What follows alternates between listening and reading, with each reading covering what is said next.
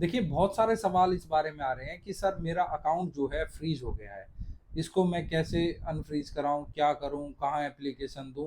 तो देखिए, रिसेंटली एक जजमेंट कर्नाटका हाई कोर्ट की 9/6/2026 की लेटेस्ट जजमेंट है, जिसमें कर्नाटका हाई कोर्ट ने क्लियर किया कि जो आपका अमाउंट है, सपोज कीजिए, केस के जरिए से समझते हैं। इस केस में ये हुआ कि एक लड़का था जिसका एक अकाउंट था। उस अकाउंट में कोई ट्रांजैक्शन आई पहले 15,000 रुपये की, और फिर उसके लिए बैंक में कंप्लेंट आई कि ये जो ट्रांजैक्शन है साइबर क्राइम से उसकी जो अमाउंट को फ्रीज करने के लिए। और फिर दूसरी एक ट्रांजैक्शन हुई 10,000 रुपये की, जो कि दूसरी जगह से रिपोर्ट आई कि भी इस अमाउंट को फ्रीज किया जाए।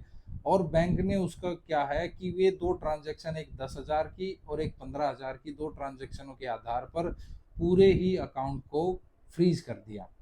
जिसके बाद जो लड़का था जिसका अकाउंट था वो हाई कोर्ट गया, और हाई कोर्ट ने क्लियर किया इस जजमेंट में कि जितने अमाउंट का डिस्प्यूट है, एक 15,000 एक 10,000, यानी जो अमाउंट आया है, जो डिस्प्यूटेड अमाउंट है, सिर्फ उसी को फ्रीज किया जा सकता है। उसके अलावा पूरे अकाउंट को फ्रीज करना गलत है, ऐसा नहीं किया जाना चाहिए।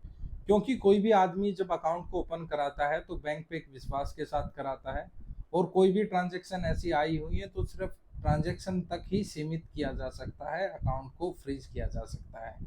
इसके बाद अगर ये सवाल था कि भाई हम क्या करें, देखिए, अगर आपका कोई भी अकाउंट, पूरा अकाउंट ही आपका जो है फ्रीज कर दिया गया है, तो आप उस बैंक को लीगल नोटिस दे सकते हैं। इस जजमेंट का हवाला देखिए कि इस जजमेंट में क्लियर कट हाई कोर्ट ने ये कहा है कि उस अमाउंट तक फ्रीज किया जा सकता है, उससे ज़्यादा अमाउंट को फ्रीज नहीं किया जा सकता। अगर फिर भी लीगल नोटिस देने से आपका काम नहीं चल रहा है, तो फिर आपका कंसर्न जो भी हाई कोर्ट लगता है वहाँ पर आप पिटीशन फाइल करें और अपने अकाउंट को अनफ्रीज करा सकते हैं।